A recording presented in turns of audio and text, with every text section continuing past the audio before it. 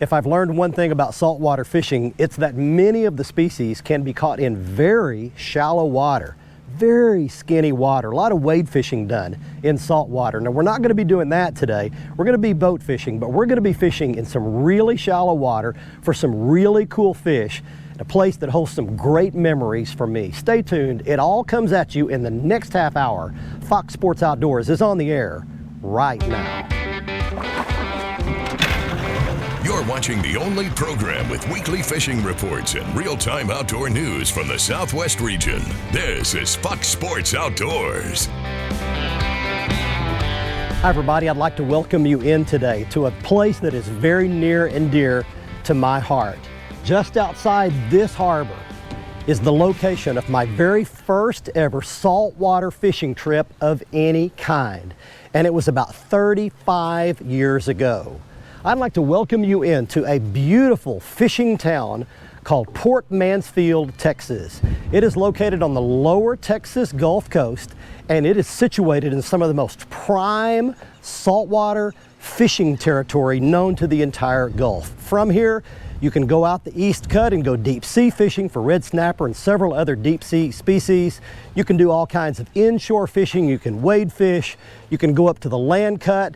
Today, we're going to go out and do some really cool fishing on some sand pockets and grass flats. Hope to catch some redfish, speckled trout, flounder. I'm not sure what we're going to catch. We're going to have a lot of fun taking the Blazer Bay 2420 GTS out of Port Mansfield into the beautiful bay system here. We're going to be joined by Captain Joey Farah.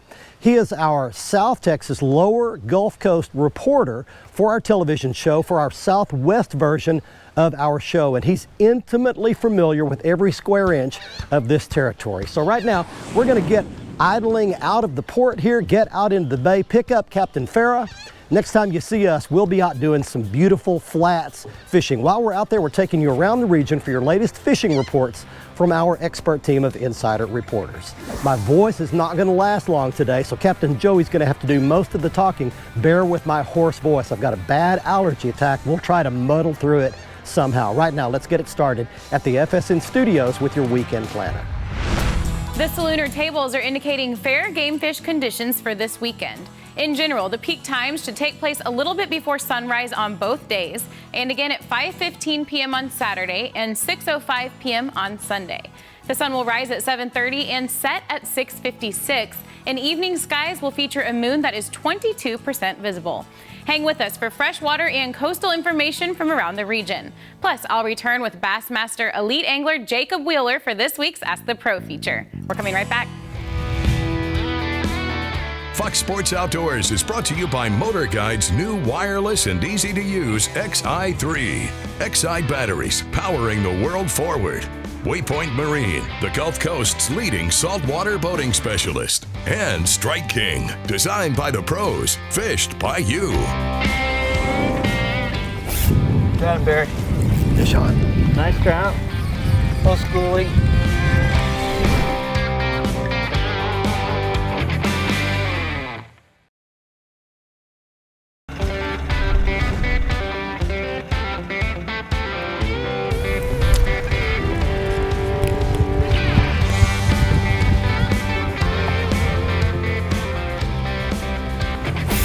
Got him, Barry.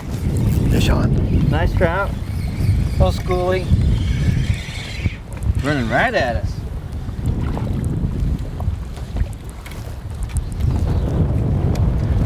There you go. That one. There's a little young female. Man, look at that. She just took it down.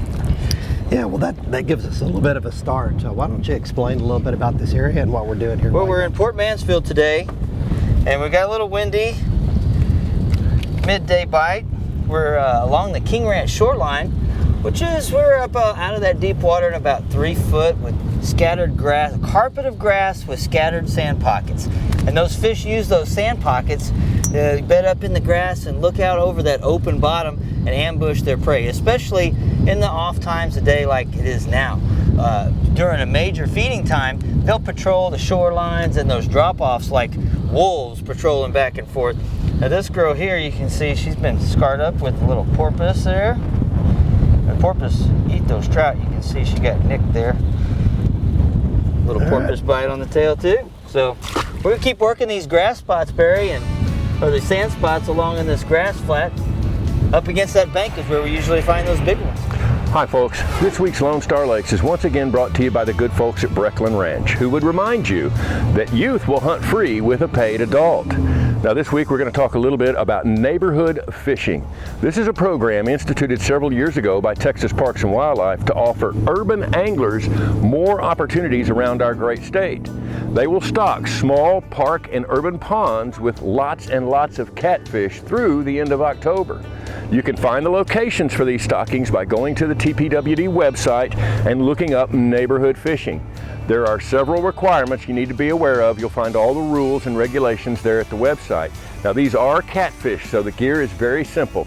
A light rod and reel, some strong line. You'll want to use either your prepared baits or use things like cut bait, worms, or even your chicken liver type catfish blood baits.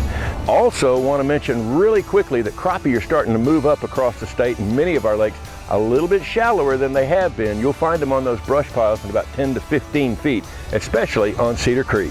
That's this week's Lone Star Lakes, brought to you once again by the Brecklin Ranch. Check us out on Facebook, Lone Star Lakes.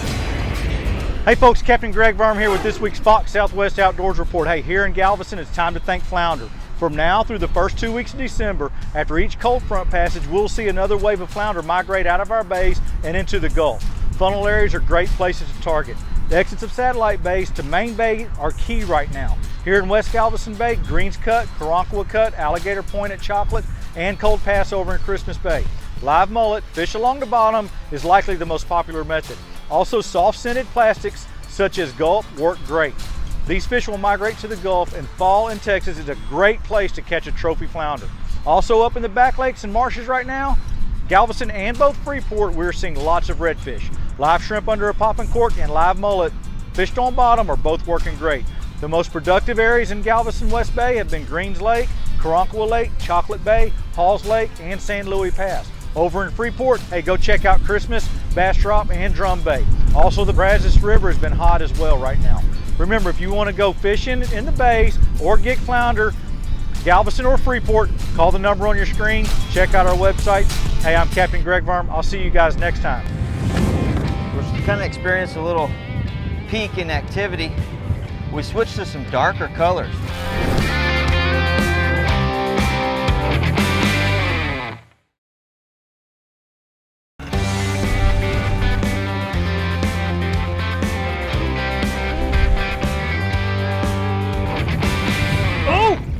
There you go.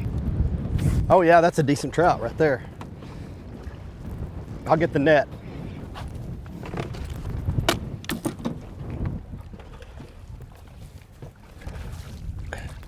Oh yeah, that's a better trout there. There we go. Wow. All right, come in here. Nice fat shoulders on that one. You know, it's mid-morning, midday. We're kind of experiencing a little peak in activity. We switched to some darker colors. We were fishing with light colors this morning, and now it seems like they're on that darker bait. Wow, cool. So, is that a female? That's actually a nice sow. You can see her belly's kind of bowed up with eggs there.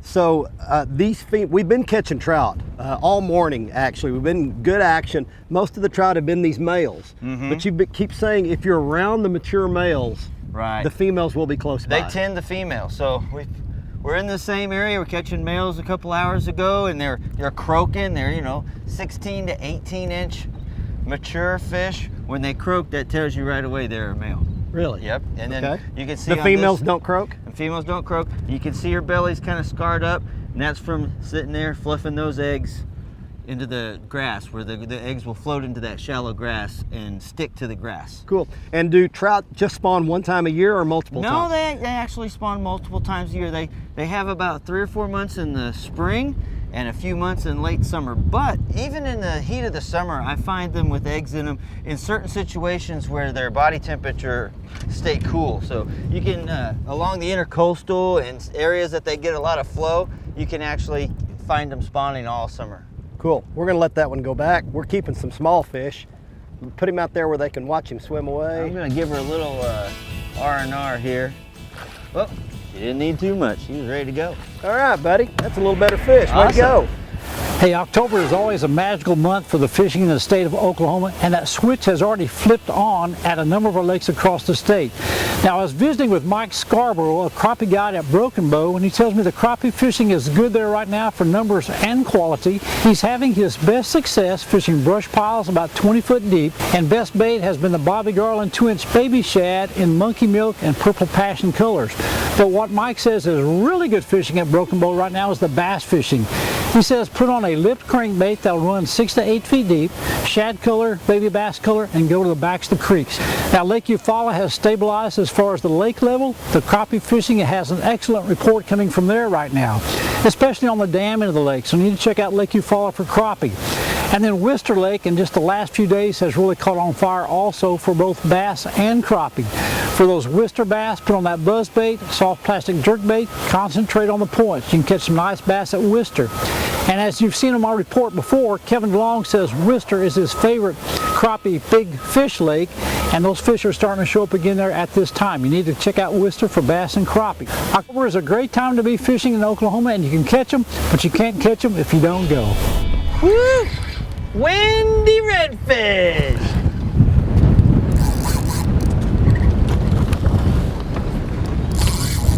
Nice, Barry!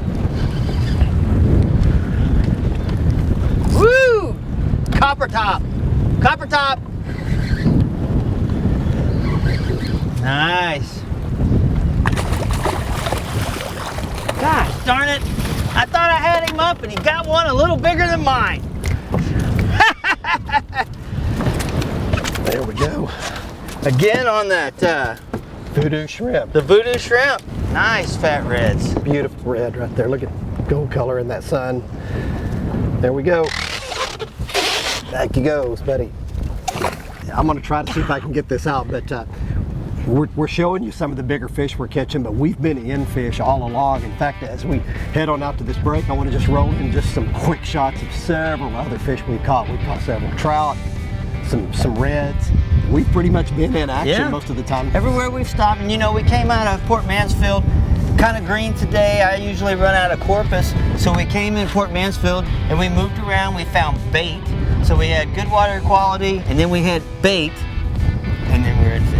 You bet, and we've been consistently in fish ever since we got out here, so we're showing you some of the highlights right there. I want to give you a little bit of information about the property that we're staying in here at Port Mansfield. It's called the Laguna House. It's perfectly situated just off the bay. It's an ocean view property, really nice accommodations. It'll sleep the entire family or your entire corporate group. Contact them through the website information at fishtailexcursions.com that you see on your screen there, or look them up on their Facebook page. You will truly enjoy the setting here at Port Mansfield at the Laguna House. Fox Sports Outdoors is brought to you by NITRO Performance Fishing Boats. Champions aren't born, they're made. Mercury Outboards, go boldly. Gulf Shores and Orange Beach, Alabama. Plan your fishing vacation and catch the details at orangebeach.com/fishing. Lowrance and the new Hook 2, the world's easiest fish finder. And tough as hell Voodoo Lures. Do you voodoo? Blasted it the first time and missed it, and I just kept it coming. Look at that beautiful trout in that clear water.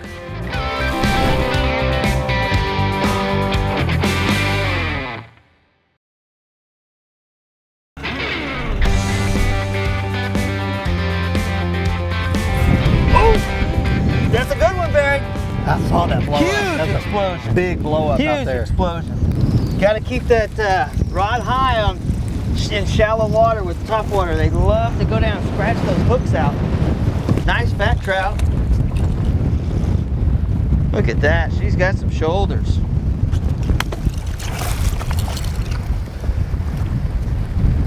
Nice trout. See, that top hook has already come out. She's just got it in the chin. Yeah, and I'm afraid it's going to get wrapped up in the net, but I'm sure it probably There you already go. did. There we go. Nice. Shoulders on that sow.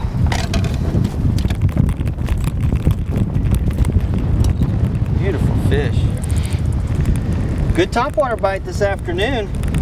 Let her go and then explain a little of the science behind making trout strike, making them bite. We throw plastics, now topwaters. What are you trying to do to make one strike? You know, that topwater bite is something I really use to cover a lot of water. The sound, when it hits that water, every fish within about 20 yards, the eyeballs go whoop.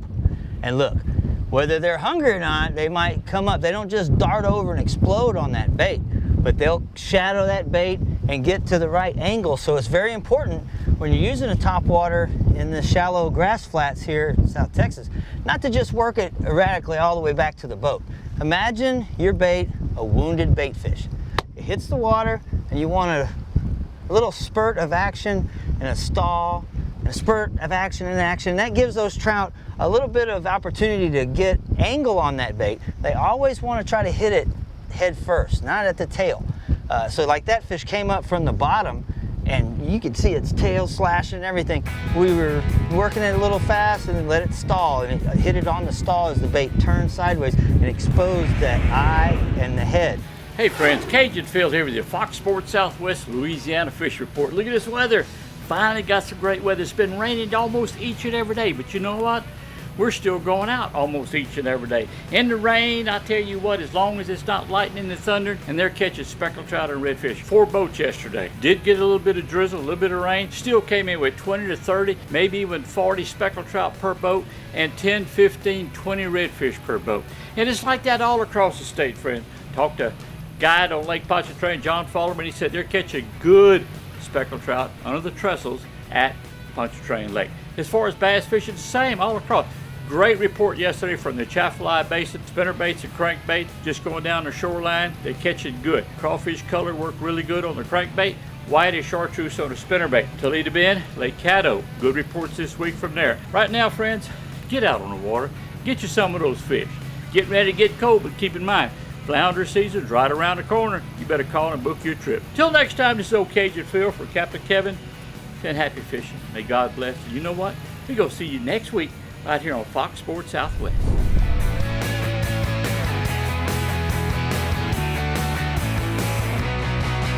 Oh! There's one, he got it. I saw that one blow up. Nice there trout. We go. He blew up on it twice, actually. He blasted it the first time and missed it, and I just kept it coming. Look at that, beautiful trout in that clear water. I don't even think I need a net. Okay. Dark colored one living in that grass. Shaking that zombie ghost walker. There we go. Well, we got a little topwater bite going. What can be better than catching topwater speckled trout? And Joey says that they get this darker color, darker tint to them when they're swimming and living down in those grass beds like that. Yellowmouth. All right, back he goes. You can always watch our latest episode on the front page of our website at foxsportsoutdoors.com. Catch up on past episodes by clicking the archive button and learn about fishing techniques and new gear at our how-to page. Follow us on Facebook and Twitter for new fishing videos every day. Simply search for Fox Sports Outdoors and click the like button on Facebook and follow button on Twitter. And watch a new episode every week on any device by downloading the free WAYPOINT TV app on your phone, tablet, computer, or smart TV.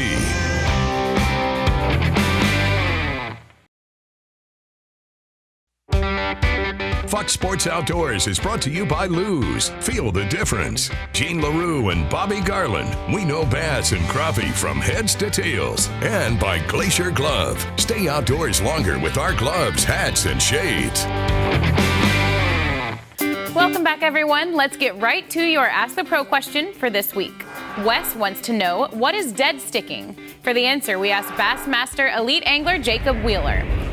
You know, dead sticking is a technique that catches a lot of fish. It's most of the time you're utilizing a weightless worm or a fluke style bait or something like that. You know, for me, my favorite dead sticking bait would be an 8-inch tattletale worm. It sinks real slow, so you're basically throwing that bait out there on isolated pieces of cover. So whether that's like around a tree or you know, around a bush or a dock, and allowing that bait to free fall and hit the bottom. Now, I'm not going to let that bait just sit there. You know, you hear dead sticking, that doesn't mean you're going to keep that bait there for, you know, 3 minutes and allowing that bait on the bottom, but I'm allowing that bait to fall real slow on a slack line, watching my line, paying attention for any little movement where a fish has grabbed it.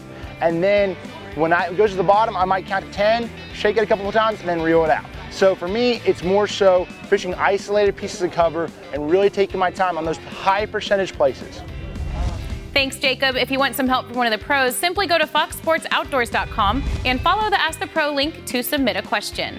Now it's time to find out who wins this week's Big Catch of the Week. It is time right now for this week's winner in the Big Catch of the Week contest.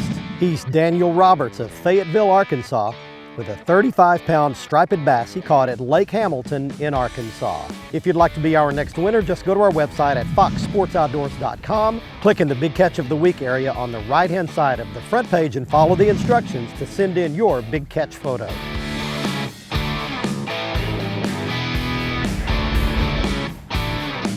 Next up on the gear segment, I'd like to show you some of the items that we use to catch the speckled trout, reds, and flounder today. It begins with the Lew's TP1 Speed Stick Inshore Rod Series, and I had that paired up with the matching Lew's TP1 Inshore Spinning Reel. It's the perfect setup with a nice flexible tip to cast those top waters and those plastics, but a lot of strength down here in the butt end. A beautiful wind grip handle, great rig for doing this. Now we use 3 different baits to catch these fish. For the plastic baits, we use the Voodoo Shrimp, and they seem to really like that real bright fluorescent chartreuse tail. It's made out of a very stretchy material that tennis shoes are made out of, almost indestructible.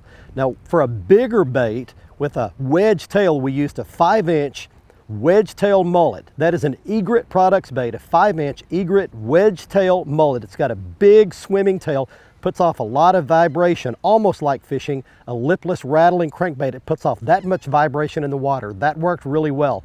Then for a topwater bait, we use the Zombie Ghost Walker. Again, that's an Egret Baits product. Does a great job of creating a lot of dog walking action across the surface, a lot of splashing. We caught some of our bigger trout on that bait, and yes, in the wind, and yes, right up in the middle of the sunny part of the day.